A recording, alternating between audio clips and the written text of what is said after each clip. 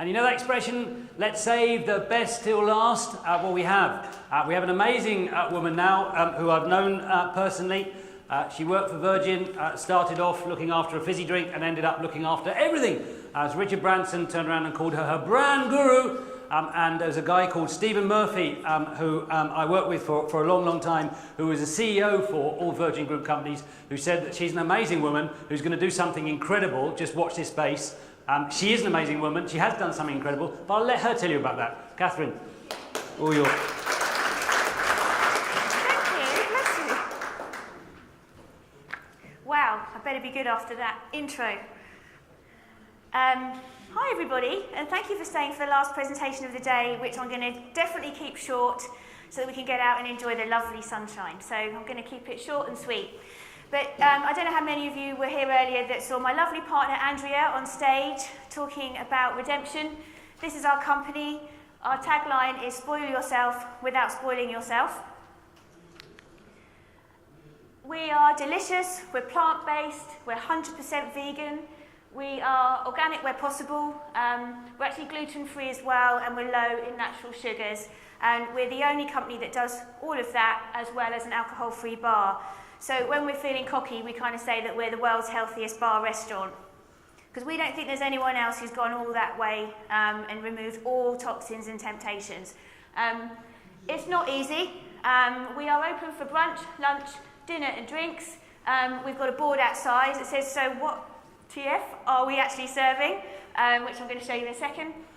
We get 4.5-star average reviews across all the social media, TripAdvisor, stuff like that, which, you know, to combine that with being profitable really is the name of the game, isn't it? To delight the customers, keep them coming back for more, and deliver a profit. So we're pretty much there now, but it's been a very difficult journey. So just to give you an example of the kind of stuff we have on the menu that Andrea's put together, smoothie power bowls are like a new Instagram sensation. They're at the top there. It's basically a smoothie but put in a bowl, but everyone's going mad for them, so we're doing that.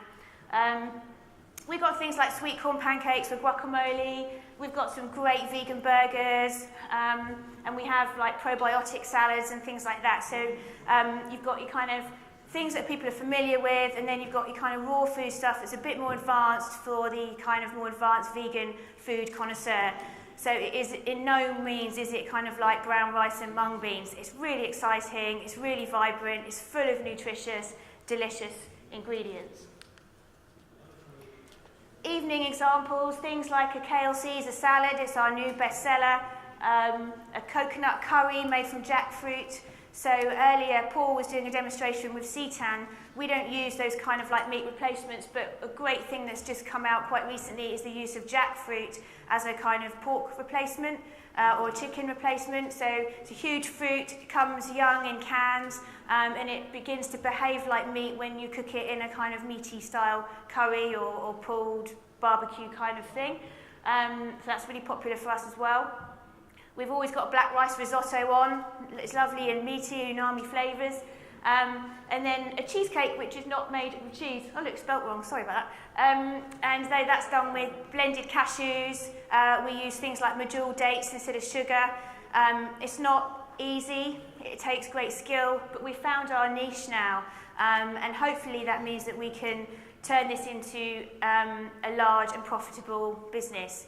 So all the while that we've been offering this, we've been testing the margins and growing our expertise and our skill levels and showing that there is appetite for this type of offering in the market. I think we're past that stage now. We've just raised £300,000 on Crowdcube to launch 2 more sites. So we're not saying it's going to be like Costa Coffee, you know, 1 on every corner, but perhaps we're looking at 4 in London, maybe 5. And then the kind of cities we have on our hit list are places like Cambridge, Bristol, Edinburgh.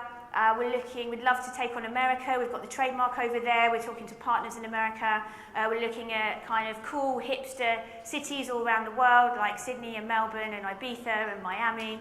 So we've got really strong ambitions. We've had to learn to walk before we could run, prove the concept, prove the model, bring in capital, stabilise the team. So that's the point that we're at. In terms of the drinks offering, which is the thing we've had the most PR about, really, because there's lots of vegan restaurants, not as good as ours, but there's lots of vegan restaurants. But the drinks offering, we're the only place that's really mastered the art of creating a drinks offering that is free from not only alcohol, but on the whole from lots of sugars. And in fact, when we first started, we were making all our own cocktails, very labour intensive, but the market has moved now, so we've got great new alcohol-free beers like Fit Beer, we've got Bee's Knees, sparkling wine, we have Seedlip, which is an alcohol-free spirit, believe it or not. So the whole market has moved on, which is really exciting. It's not just about creating a cool hipster brand. I think, you know, from my background in Virgin, a cool brand comes from authenticity, and this is our authenticity. We don't think this is a fad, we don't think it's a craze, we don't think it's just something that's trendy, Instagrammable. We believe the future of humanity depends on more people making more plant-based choices. That's the best way to prevent disease, and we're always looking at new data that's coming out. This stuff is being proven all the time in scientific studies. Where me and Andrea can bring our talents to the table is we can make it cool and glamorous for people to make good choices. That's our skill set, that's what we know how to do, and that's what we're going to do. So it's been, as I say, it's like a game of snakes and ladders, launching your own business. There's been some bleak times, there's been some moments of jubilation. On the whole, just loads and loads of hard work. We don't have the easy profits from alcohol. We don't have rich families. You know, all the things that you might lean on that would make life easy, we don't have those things. All we have are our skills and our beliefs. So this is our two sites. If you happen to be around for the next couple of days, come and say hi, check out our two restaurants, normally more spaced in Notting Hill, and then the other one is Shoreditch, often very busy. We love those sites, and they've not always been easy for us, but we love them anyway. And then coming up, we've got two new sites opening, we hope, Covent Garden and South Bank Place, which is a development behind the London Eye. We've got a detoxifying candle, we have got our detox tea, and we've got a cocktails and canapes book that is written and coming out in September. And all these things help to create this brand, because, you know, when it comes to healthy eating and veganism, positioning is really key. You know, if you say to someone, do you fancy going to an alcohol-free vegan restaurant tonight? They'll be like, no, that sounds terrible. But if you say, do you want to go to Redemption where you can spoil yourself without spoiling yourself? People go, ooh, I might give that a try. So that's what we have learned how to do, is to make good choices like really seductive to people. And we've heard some brilliant statistics today, so I won't go into, these were the ones that we had before, but I've taken down some really, really brilliant statistics today as well. I think it's really important to us that it's based on sustainability, so it's not just about what you put into your body, it's about things like how we use water, how we treat waste, we hate plastic, all those kind of things that feed into us being, I guess we're kind of like a millennial brand. We're kind of ticking all their boxes, which will hopefully mean that it's a sustainable business, both commercially and sort of long-term in the future of the industry. So just a few thoughts based on the chats that we've all been having today. It's not going away, this trend. It's been going on for, I don't know, I've been following it for 8 years, 10 years now. Try it, you might like it, especially if you come and try something at Redemption. And it can be profitable if done well.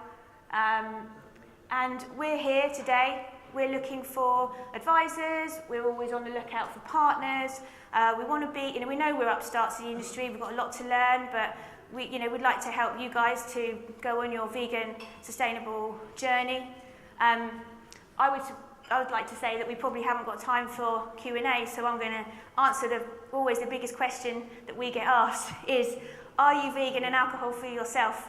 And my answer is, see you in the bar at 6 o'clock and find out. Thank you.